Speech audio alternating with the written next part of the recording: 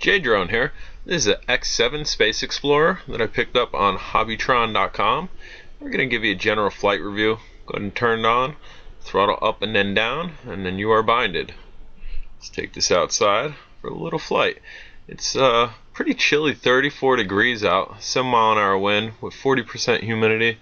And today's March 19th, 2016. I've reviewed this quadcopter before. I just wanted to get another flight on it.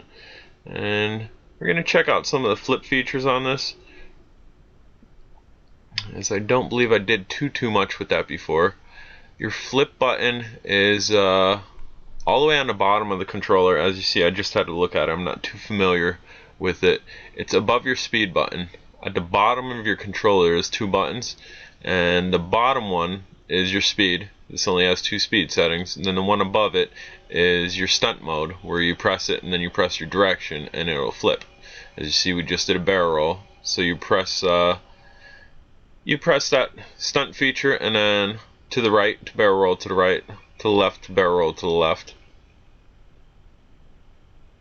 This flips quite nice. This all in all, this is a pretty nice quadcopter. Decent price on it, decent range on it. It's range for about 200 feet, and I think I'm pretty sure I did an altitude test on this where it got right over 200 feet. Anything over that 200 foot mark, it starts to get glitchy. And what I mean by glitchy is that if you press left, if it goes just an instant too far, it's going to hold left and continue going left until it gains complete contact with the controller again. And as you can see, this does do barrel rolls very nicely.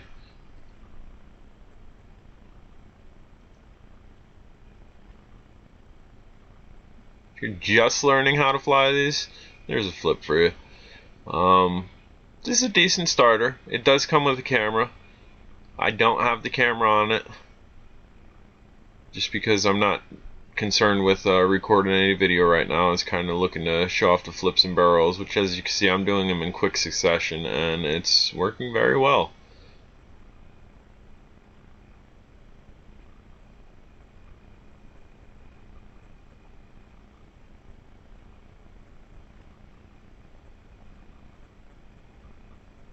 This resembles the Striker from World Tech Toys a lot. Minus the range. As I said, it's rated for about 200 feet, and the Striker is rated for about 300 feet and change. I believe they actually rate it for 100 meters, which is 300 and change, and I've surpassed that with all of them, the regular Strikers and the glow-in-the-dark ones. One positive feature I'd say that the Striker doesn't have that this does have is the shell on this. It's very detailed compared to Striker, where it's kind of just plain. You kind of have your Striker emblem and a couple of decals running down the arms. This is actually molded to where it has some type of design on it, and I like that a lot.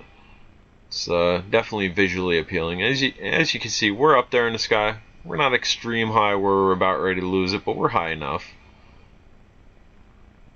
And the yaw rate on this is quite slow. It's definitely not a fast spin. But again, I would put this around your starter quad.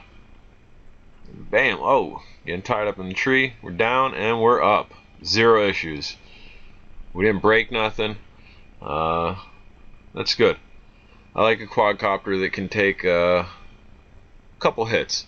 Especially for somebody learning how to fly these things. You're going to get tangled up in trees, you're going to hit the ground more often than none, just trying to figure out how to fly these. And you can see there's a stick hanging off it. Let me get that off. There we go.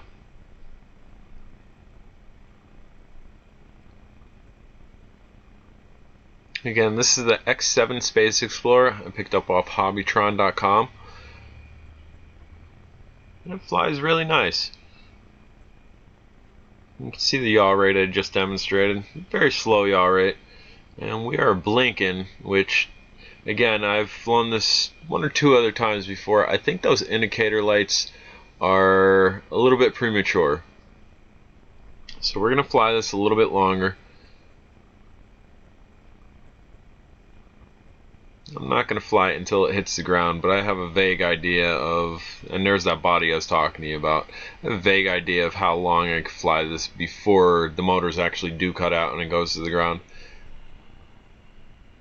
As I explained in my battery safety video, if you haven't watched that, watch it, especially if you're new. As I explained in that video, you don't want to over discharge or overcharge. Over discharging would be me flying this until it can't fly anymore. Indicator lights are on there for a reason, and I think we're gonna take this down and then bring it back, and that'll be the end of that. And that was not a good catch. I'm Jay Drone. Hope you enjoyed this. If you haven't subscribed, please do.